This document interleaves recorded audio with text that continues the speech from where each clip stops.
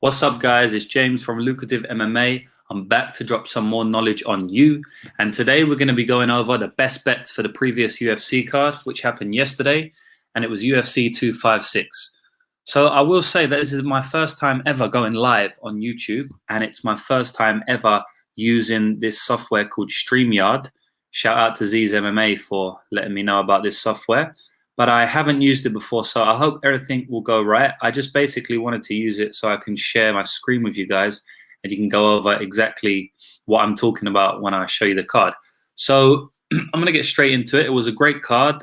Brandon Moreno versus Davison Figueiredo capped off a good night. It was already a solid night, but that fight really made the card something special, in my opinion.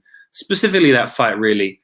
But we did have some other great fights in there. The Mackenzie Dern, I really enjoyed that fight.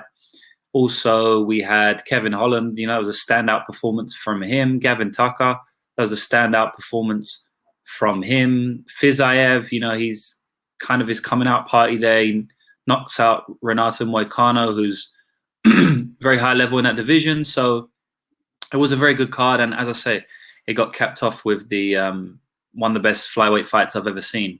Probably up there with one of the best fights I've ever seen in general. So I'm going to get straight into this card. I'm going to share my screen with you guys now. Hopefully you'll be able to see it. Here we go. Okay, here we go. So I just brought this up because this is pretty funny. So these are all the, as it says, these are all the cancelled and fizzled bouts for this card, right? So basically, there's 11 fights there that were meant to be on UFC 256. And for some reason, they all got cancelled or fizzled out. So there was only 10 fights on the UFC 256 card in the end, but there was 11 fights that got cancelled at one point or another for this card. So it's pretty funny. There was actually more fights that were cancelled than actually took place, So it's not uncommon for this sort of stuff to happen now, especially in the COVID era. I mean, look, already there, if you just look at the reason the bouts were cancelled, most of them were due to COVID-19. And even this Vettori one, that was due to Kevin Holland testing positive for COVID-19, and then they brought Vettori 1 week back to fight Jack Hermansson. So yeah, hopefully we don't get too many cancellations for next week. But even if we do, it won't be too crazy. It won't be too bad, I should say, because the UFC have sort of planned for that, and they've actually, I think, got 16 fights on the card at the moment. So even if we lose a couple, we'll still probably have more fights than happens on most UFC cards. So I'm going to get straight into the first fight of the evening, and this was actually one of the best bets on the card, even though the bet lost, in my opinion. It was Chase Hooper versus Peter Barrett. Now, Peter Barrett was like a plus 300 underdog, I believe, somewhere in that range, maybe plus 250-ish. Chase Hooper, again, coming in as a massive favorite. And to be honest, most of the community, most of the people I spoke to, and my thinking exactly was the same as everyone else.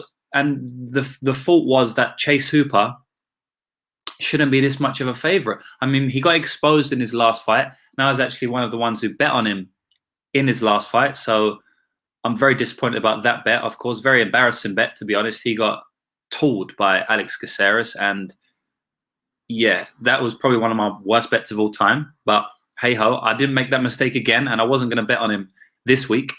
So it turns out that Peter Barrett was a good bet at that price because he basically had the fight won, and then you know what happened? Chase Hooper rolled for the Imanari in round 3, and yeah, look, you got to give credit to Chase Hooper because I see a lot of people, slagging the young kid off, saying that, he's shit, he's not a good fighter, he's fade material.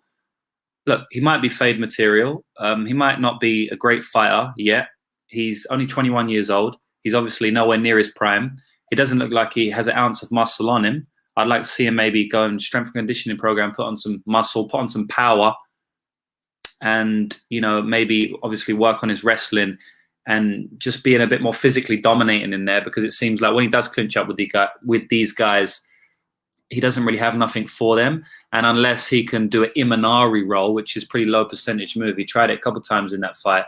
Unless he can do like an Imanari roll or maybe pull guard or something, he's probably not going to get these guys down to the ground consistently in the UFC anyway. And if he can't do that, he's not going to win the fight, because even if his striking improves, even if he works on his striking every single day for the next 5 years, it's not going to be at the level of most fighters in the UFC, especially at that upper echelon, which obviously he wants to achieve. And I believe it's possible with his level of jiu-jitsu is very good. But anyway, the fight went how it went. Yeah, what I was going to say is that you do need to give some respect to Chase Hooper, because even though he got tooled, or he got beat comfortably for 2 rounds, he still managed to pull it out the bag in the 3rd round. And you have to respect that, As I said, most people are taking a piss out of him, but you also do have to say congratulations, because he seemed done. And I think he was like plus 700 going into that 3rd round on the live betting markets, and he managed to win. So, you do have to respect that. But at the end of the day, even though it's a losing bet, I believe Peter Barrett was a good bet. And I always say, betting obviously is a long-term game, and it's about finding value as much as possible. It's about as much as about mathematics as it is about picking winners. So Peter Barrett, mathematically, it was a good bet, because let's say, for example, Peter Barrett and Chase Hooper fight 100 times, right? And you manage to bet on Peter Barrett at plus 300 all of them times. Peter Barrett almost won that fight, right? Probably multiple times that fight happens, Peter Barrett would end up winning that fight. And because you're betting on a number like plus 300, you don't have to win every single bet for you to make a profit, because you're getting a 3 times return on your money. So you only have to win 1 out of 3. And yeah, Peter Barrett was definitely a good bet. And that was a good way to start off the card. So the second fight, this was Tisha Torres versus Sam Hughes. Sam Page coming in as a very short notice after Tisha Torres's original opponent, Angela Hill, pulled out. I believe one of her corner or her tested positive for COVID-19. Sam Page come in on like a week or two, about a week's notice, I believe. And yeah, Tisha Torres did what she had to do. I know a lot of people in the community were on the over 1.5 rounds in this fight. Reason being is because I don't know what bookie it was. I don't have access to the bookie who put the line out, but there was a bookie out there who set the over-under at 1.5 rounds, and they put it as a pick'em, which was an awful line. That guy hopefully has been sacked now, or actually, hopefully he's still employed for the sake of us as bettors. But yeah, Tisha Torres, she obviously usually goes to decision, and if you're getting a minus 110, a pick'em line on an over 1.5 rounds fight in a women's fight with someone who always goes to decision, Tisha Torres, even in her losses, she's lost to the best, but she never really gets stopped. She's just a decision fighter. I believe she's gone to decision in all but 1 or 2 of her fights. Well, now it will be 2, because I believe it was 1 before this, or it was maybe 2. So she always goes to decision. And the minus 110, although this is another losing bet, it was a good bet, because probably 9 times out of 10 these guys fight, it's going to go to decision more often than not. And if you're getting a pick'em line, that means basically 50%, a little bit less because of the juice, but it's a good bet. That's another good bet which lost. The over 1.5 in a Tisha Torres versus Sam Hughes fight was a good bet. So we had Peter Barrett, who lost, which was a good bet. And we had the over 1.5 rounds, which lost, which was a good bet. So hope you can understand now that betting is not all about winning. It's not black and white, right? So you can have bad bets that win and good bets that lose. So the next fight is Gavin Tucker versus Billy Q. This was a good fight. I'm a bit annoyed I didn't back Gavin Tucker, because I did line it more close to a pick'em. And then when Gavin Tucker was out at like plus 150 at some point, in reality, technically, I should be betting that, because if I think that the line should be a pick'em, then, I should be betting a plus 150. But you can't bet every single fight. And even if you find value somewhere, I was happy. I already laid out 20 units, which is a lot of units to lay out on one event. And I was happy where my money was, and I just didn't want to put any more money into Gavin Tucker or into any other fights. So a bit annoyed about that one, because in fact, I actually did lean Gavin Tucker a bit. I know I just said that I lined it at pick'em, but I was leaning Gavin Tucker a bit more. I just wasn't sure how he would do in the second half of that fight. I didn't know if his cardio would hold up. I didn't know if Billy's pressure would start to, wear him down. But it didn't. Anyone who got on Gavin Tucker, that's another good bet. So that's actually a winning bet. That was a good bet. So well done to anyone who got Gavin Tucker. I fully respect that. He was the better fighter all round, and it was pretty clear from the first round to the third round. Pretty clear 30-27 for Gavin Tucker there. Next fight, Rafael Fiziev, his coming out party against Renato Moicano. Moicano is a great fighter. Don't take nothing away from him. He just got caught by a blistering combo. That combination was beautiful. Something you see in, high level Muay Thai fights. You obviously see a lot of good stuff in MMA, but Fiziev's a level above MMA striking, just generic MMA striking. So that combo was beautiful. A lot of people are saying it's a bad stoppage. A lot of people are saying it's early stoppage. A lot of people are saying it's a good stoppage. I'm in the middle. I'm happy either way. If you want to say it's an early stoppage, I understand where you're coming from, because it did look like Moicano was trying to throw up a guard, some sort of guard defense, and the rules are intelligently defending yourself. And it did look like if you're throwing up a guard defense and, pouring for, I remember his hands were coming out, I believe, and he was trying to grab Fiziev into him, pull him into his guard. That's intelligent, right? He wasn't completely out of it. But then on the other hand, I kind of understand the stoppage, because a lot of times what the refs stop, like I've heard Herb Dean talk about this on the Joe Rogan Experience. He was basically talking about the reason that they stop fights after knockdowns. And it's basically about how you go down on the knockdown and like the position of where the head lands and stuff like that. For example, if someone, this is what Herb Dean was saying, if someone falls down, if someone gets knocked down, but then they put their hands out to stop them from basically falling, then the refs wouldn't stop that. The refs would let that fight go on a little bit, because that's obviously, you've still got the wherewithal in your mind to put your hands out to brace your fall. So you're still in it mentally. But then Herb says, on the other hand, if you just go straight down and like just smack your head off the canvas and don't even attempt to put your hands out, then the refs are way more likely to stop that. Similar to if you just crumble, if you just go straight down, or if you face plant or something. If you see anyone face plant, the ref will stop it straight away, because if you don't have any, if you're face planting, that was obviously a heavy knockout. So I understand it from that point of view as well. I understand it from the ref's point of view, because it did look like that Moicano was out for a second, on his way down. So I can kind of see both ways. So I'm not really going to comment on what I think was right. I'm 50-50 on either side. I'm not happy. I'm not unhappy, or I'm not happy with the stoppage. It was what it was. So in regards to the bet, obviously Fiziev was a great bet. All right, I won't say it was a great bet. I would say it was a good bet. Fiziev was a good bet on that card, but I do believe the last 3 bets, and 2 of them were losing bets, were definitely better bets. It was a pretty close-ish fight until the knockout. Fiziev was a favorite, so I guess it depends what line you got him at as to whether I say it was a great bet or not. It was definitely a good bet, 100%, but there were some better bets on the card for me. But, congratulations to anyone who got on this. A better bet on the card for me would probably be this one, just because of the price. Cub Swanson was like a plus 130, 140 underdog at points in the week. And, he completely defied that line. I will say, though, that I did think Cub Swanson was done at one point. Daniel Pineda was hitting him with some heavy, heavy leg kicks. And, I was actually fancying Daniel Pineda to put Cub Swanson away. But Swanson, I think he may have even dropped him with a leg kick at one point, or like he started wobbling and kind of went to his knee. You have to correct me on that. I'm not 100% sure, but I do believe that might have happened.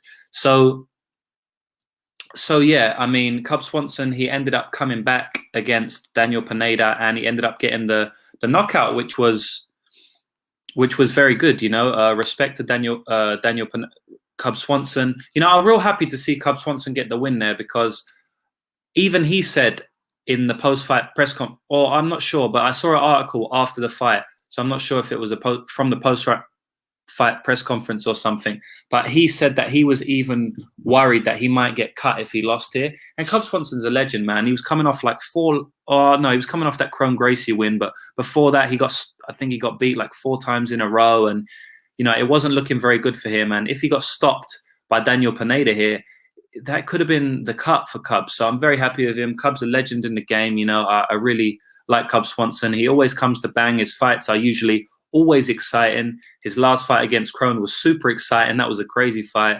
His fight was Daniel Pineda was obviously really exciting. Yeah, he's a very exciting fighter. So I was happy about that. And if any of you bet Cub, then that was obviously a solid bet as well. And maybe even the under in that fight would have been a solid bet. I don't exactly know the price, but Daniel Pineda, all of his wins he's finished, and then a lot of his losses he's been finished as well. Although Cub Swanson doesn't really finish people, not in the latter half of his career anyway. Daniel Pineda is one of them kill or be killed fighters, so that may have been a decent bet as well, depending on the line. I'm not 100% sure what that was. So the next fight we had was Cyril Gane versus Junior Dos Santos. Now, this was a good bet, man. Look, Cyril Gane was minus 400, but he looked about minus 800. Junior never looked into it. Junior got frustrated at points in that fight and ended up swinging Hail Marys at Cyril Gane, which was probably a good idea to do that just because he was getting beat up on the feet, he was getting picked apart. It was only a matter of time before he either lost a clear-cut decision or got stopped in the later rounds. And so Junior was like, no, fuck that. I noticed this. I'm just going to try and throw bombs at this guy. And Cyril Gane, very calm. I think he did get caught by like one, but, took it on his chin, carried on with that light movement, carried on picking Junior apart. And when it was his time to find the KO, he did find the KO. He was, Junior was moaning about back of the head, but look, man, you're in a fight and Junior turned away. Like, what's he going to do? Like, you turned away. You know what I mean? Like, he's framing for the elbow and then Junior turns away. Like, he's going to throw the elbow. I don't think Junior can complain there at all. And Cyril Gane, yeah, I think Cyril proved that he had value on his line. And, a lot of people don't like saying that there's value on someone who's that big of a favorite. But at the end of the day, we shouldn't look at, people love betting underdogs and hate betting favorites, and like, sometimes they'll have this like complex where they just feel like maybe you're stupid for betting big favorites or they're better than you for betting underdogs, but at the end of the day it's just about value. It does, like, fuck the line. I don't give a fuck about the line. I basically care what I cap it at and then what the line says and then what the difference is there. So for example, I said I capped Cyril at about minus 400 to minus 500, so I thought there was marginal value on him. And then, I said this in my breakdown, the free bet video. You can go and watch it on my account, which I uploaded last week. I capped him at the minus 400 to minus 500, so I believe there was marginal value. And I was happy enough to bet on him, and I did bet on him, and I put him in a parlay, and he cashed. So, I mean, fuck if it's an underdog or a minus 800 favorite, man. If there's value on the line, there's value on the line. Anyway, I thought there was value on the line. He proved to have value on the line. And yeah, Junior just didn't look in the fight at any point. He was getting picked up apart at range. And then when they came close together, Junior couldn't really do anything. And then eventually it did come close and Cyril hit him with a solid elbow on the inside and stopped him close range. So I also had that over 1.5 rounds in that. And, even though it only hit by 4 seconds, this is probably the best read I had on the whole card because I also backed Cyril Gane via stoppage in round 2. If you go and listen to my breakdown on my YouTube, you will say that I believe Cyril's probably going to get a stoppage here. And in my breakdown I do every week for all the bets that I have on the card, which my members can view on my website, I went through the reason why I think Cyril's going to get a stoppage in round 2, but why I still think it's safe to bet over 1.5 rounds. Now, that might be weird listening to it, and it is weird in a way because basically I only have 2 minutes and 30 seconds of the margin of error for this bet to land, but my thinking was kind of a double thinking. So on the breakdown, I said that I think for the first round, it's going to be largely a staring contest. It was exactly the same in JDS's last fight against Rosenstruik, and JDS, he's worried about his chin these days, so he doesn't just rush in, and he was always that outside striker anyway that'll hurt you from like long range, but he's a lot more cautious about his fighting style now. And Cyril Gane is a very, very clever fighter. His IQ is very high level and he never rushes in, even when he gets them hurt, he'll pitter-pat them. And he's not a one-punch knockout artist either. So all of these things, I think, culminated in me thinking that the fight will go over 1.5 rounds. But I still thought Cyril Gane would get the second round stoppage, and we backed him. Me and my members backed him at plus 500. So on one end, I thought, yeah, the over 1.5 will cash, and on the other end, I thought Cyril Gane will, and this is what I said in my breakdown, Cyril will get the knockout in the second round, but it'll be towards the end of that second round. I didn't know it'll be 4 seconds after the 2-minute 30 mark, but I said Cyril will get the second round stoppage in the second half of the second round, and I was exactly right. So although I only hit the over 1.5 by 4 seconds, it was probably my best read on the card, because exactly what I said would happen happened. So I was happy to cash that over 1.5, and I was happy to cash the round 2 prop as well. So the next fight on the card was Kevin Holland and Jacare. Now, this was obviously a great fight. I wasn't expecting Kevin Holland to stop Jacare from bottom, which is essentially what he did. He was basically stopped him from his guard. The amount of power he was able to get on that from his bum was pretty crazy, man. You know, he turned into the punch with his hip, and Jacare was like out. Jacare was hurt before he landed the punch that really seemed to put him out. So Kevin Holland, man, like, he's a fun guy to watch, fun guy to listen to. He's good for the sport, fights all the time. I believe he's 5-0 and 5-0 this year, and that was all during the COVID era. So, I mean, you have to respect Kevin Holland there. He puts his name on a division with a knockout of Jacare, especially in the first round, especially from his guard, especially on bottom, which Jacare, you know, that was Jacare's path to victory by taking Kevin Holland down. He took Kevin Holland down and he got knocked out while Kevin Holland was down. Huge performance from Kevin Holland, and especially to knock out someone like Jacare, who's got an iron chin. He's known for having an iron chin. He went 5 rounds of Jan Blachowicz. I know that fight was hugely contested in the clinch, but you know, Jacare is known to have an iron fucking chin, man. You know, we know how hard Jan Blachowicz hits, and Kevin Holland knocked him out in round 1. You know, Jacare, Jan couldn't do that in 5 rounds. So respect to Kevin Holland there. Anyone who got on Kevin Holland, that was a good bet. Kevin Holland, I think it might have gone off at a pick'em. I know Kevin Holland was a favorite, but then people kept betting Jacare, and I could see why. But anyone who was on that Kevin Holland fight, Kevin Holland bet, definitely a solid bet there.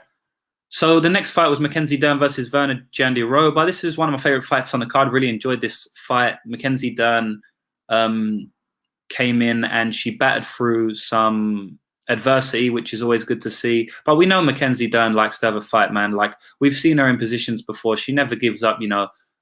So it was never really in doubt. But at the end of the day, when your nose is smashed to pieces like that, and I'm pretty sure his nose was broke, and she even said it in the corner, "Is my nose broke?" Like, it was obviously on her mind, and she fought a whole nother round, and actually she won the 3rd round, which actually won her the fight. So, yeah, respect to Mackenzie Dern. I can't really call it a good bet just because I think she was like minus 180 at some points, and you know, it was a close fight. Like if I was to reline that fight, maybe you'd reline it like minus 150 or something. So I can't really say minus 180 was a good bet. Maybe the over 2.5 rounds, that was probably a solid bet, because we know that Jandiroba wasn't going to sub Dern, and we knew that Jandiroba was decent enough on the mat that, you know, she probably wasn't going to get subbed by Dern. It's possible, but because Dern doesn't have the wrestling chops to get a lot of women to the ground, especially Jandiroba, she's a strong person. Dern likely wasn't going to get on top, which means it was unlikely she was going to maybe sub her from guard. So, you know, that was kind of off the table, the 2 submissions. You know, obviously never off the table when you've got Mackenzie Dern in the octagon, but you know what I'm saying. And then it's very unlikely they're going to get a stoppage on the feet. You know, although I know that Dern does crack hard, man. And like, I did think that she could bust up Jandiroba a little bit. Actually, she didn't do as much as I thought she would on the feet, although I believe she still won it on the feet. But yeah, so I believe that over 2.5 rounds at about a pick'em, which was a good bet. I know a few people on that. I saw that, so respect to you guys. I wasn't confident enough getting on it just because I know how dangerous Dern is on the ground. I mean, I went through so much tape of Dern before this fight. I even watched her debut, and I watched lots of other fights, and fuck, man, the transition she does on the ground, like it's beautiful. You know, it's like one step to the next. Like, she never rushes anything. She never tries to force submissions. I think a lot of that is also because she's not that super strong, so she can't really because I've seen her have girls in like deep chokes and stuff, and she can't finish them. She's not strong enough. She doesn't have the strong enough squeeze, you know. And you do see that in women's MMA and men's MMA. The grappling is a lot different in regards to, you know, the men just are able to finish fights with submissions way more often because they're a lot stronger, so the squeeze is a lot harder and stuff. So yeah, I wasn't confident enough to play the over 2.5 just because of how dangerous Dern is on the ground. But yeah, it turned out to be a good bet. So well done for anyone who got on that. It looks safe all fight, really. The next fight, co-main event of the evening. This fight didn't go down how I thought it would go down. Not in regards to Oliveira winning, just in regards to the fight basically being a grappling fight for the whole time. I didn't expect that. And even if I did expect the grappling fight, I kind of expected a back and forth one. I did not expect Charles to just completely dominate Tony like he did. So respect to Charles Oliveira. This was kind of his coming out party as well. You know, obviously a lot of people know about Charles Oliveira, but this is really his coming out party, man. He beat Tony Ferguson, you know, one of the best fighters of all time in that lightweight division. And Charles Oliveira is like next in line, or next in line after the person who's next in line for a title shot. You know, they can't deny that man for much longer. I'd be interested to see who they match him up against next. I don't think it will be for the title. I just believe that they'd rather give it to the winner of, obviously, they want Conor to probably get the title. They'd wanted to give it to Conor or Poirier, and then you still have Gaethje in the wings there. Yeah, I don't know. People are saying Charles Oliveira versus Michael Chandler. I think that'd be a great fight. I mean, that would be an amazing fight. So I wouldn't mind to see that. Yeah, whoever got on Charles Oliveira, amazing bet. I might go as far as saying it's the best bet of the card. And yeah, I will. I'm going to say that Charles Oliveira at the underdog odds of like plus 130 or whatever he was the best bet on the card. Congratulations to anybody who got on that. There was too many question marks behind Tony Ferguson for me to bet on the fight. I did think that prime for prime, Tony Ferguson should probably beat Charles Oliveira, but I also thought Tony Ferguson wasn't in his prime anymore. And yeah, I wasn't confident back in Charles just because we have seen him quit quite a few times, and Tony Ferguson is a fighter that will bring a quit out in you. But then on the flip side, I was not comfortable back in Tony just because I do think he's over the hill. I did say on my Twitter a week or two ago that I feel like Tony Ferguson's win streak was overrated, and you know, I stand by that. I think I won't go into his win streak now, but a lot of them fights, you know, they were aging fighters like Pettis and Cerrone. I mean, they're over the hill, and you know, he got hurt by Lando Venera. There's just a lot of fights through that. You know, the Barbosa win was a solid win, but, you know, we know about Barbosa. He can be pressured and he can quit. And, you know, also the RDA was probably the best win throughout all that. But, you know, there's a couple asterisks next to that just because RDA, you know, it was 5-round fight at altitude. He believed there was something, I don't know, something went wrong in RDA's camp or something there, or maybe it was the weight cut I'm thinking about, because that was at 155 when his weight cuts weren't going that good. But anyway, Tony Ferguson is an amazing fighter, one of the best fighters in lightweight in the sport, in lightweight in history.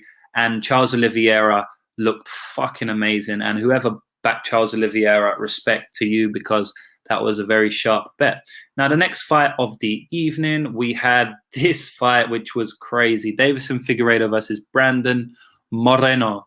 Now, respect to Brandon Moreno. We have to give it up to him. He's tough as old boots. He took some hellacious punishment in there, did not go away, kept coming, kept pressing the action.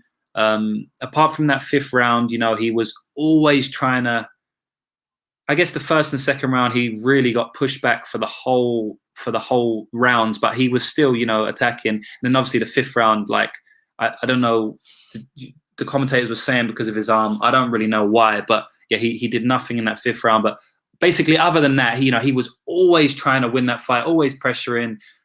Respect to Brandon Moreno, man. Deiveson Figueiredo there.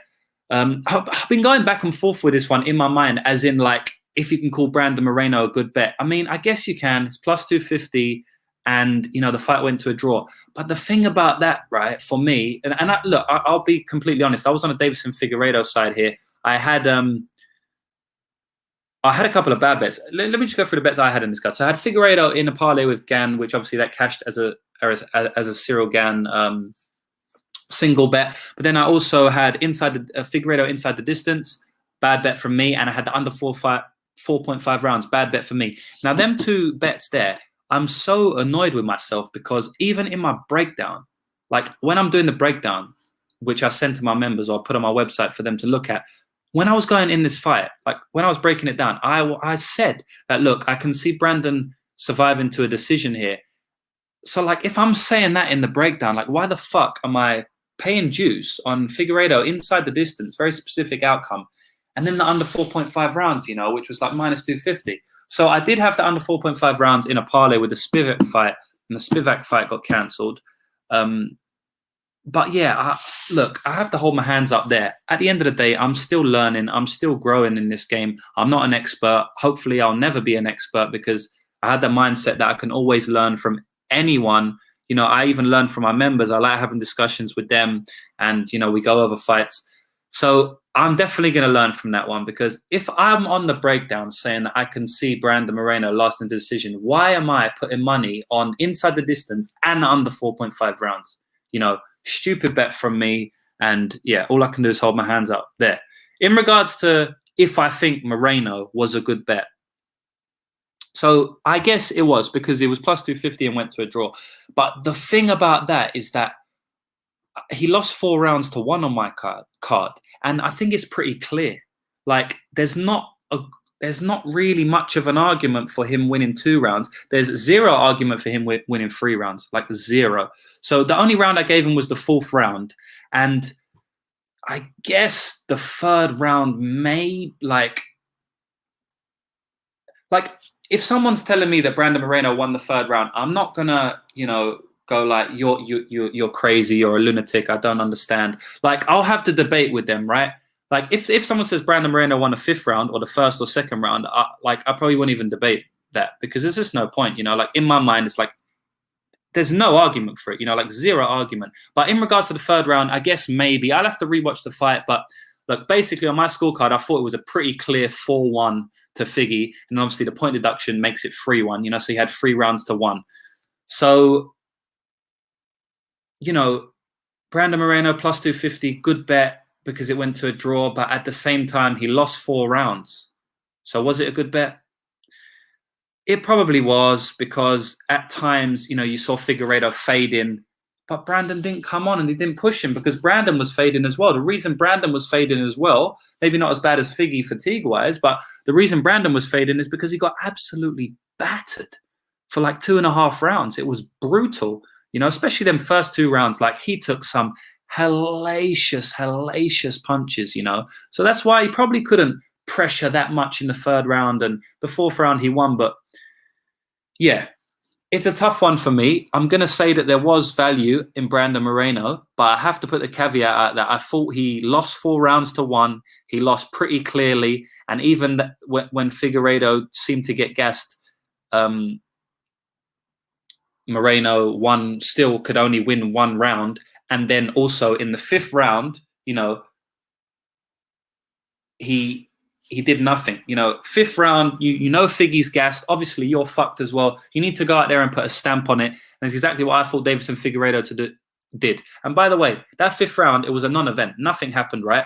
But anything that did happen, it was from Deiveson. Deiveson hit him with 3 body kicks, really, really heavy body kicks. And I believe that was the round where the commentators, which were awful in that fight, by the way, I don't even want to go into it, but fuck, man, DC and Joe, like, oh.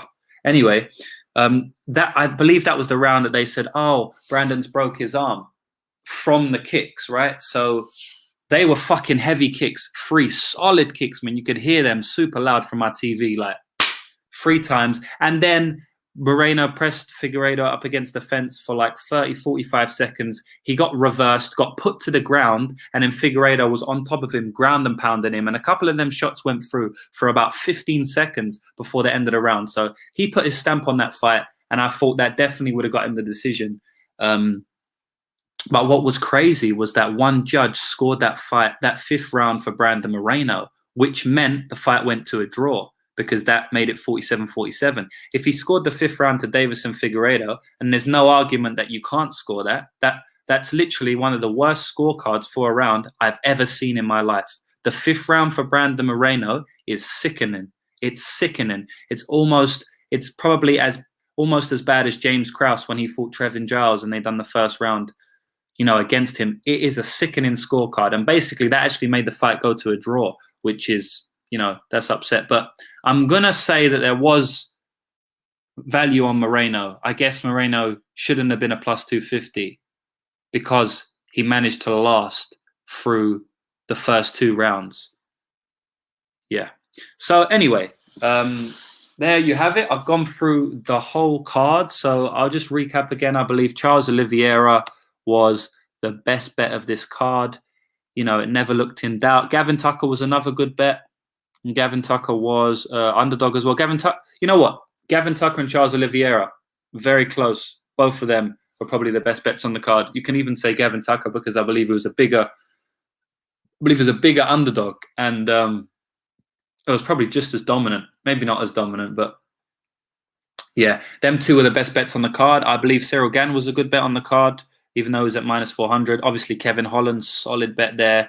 Maybe the over 2.5s in a Dern fight. And then Cub Swanson, good bet. Fiziev, yeah. So there we go. I think Gavin Tucker and I think Charles Oliveira were the best bets on the card. So that's it for me for today. I hope the stream went well. I hope you guys could watch my screen as I was breaking it down because it's the first time I've done it. Yeah, I'll be back this week with my weekly free bet video.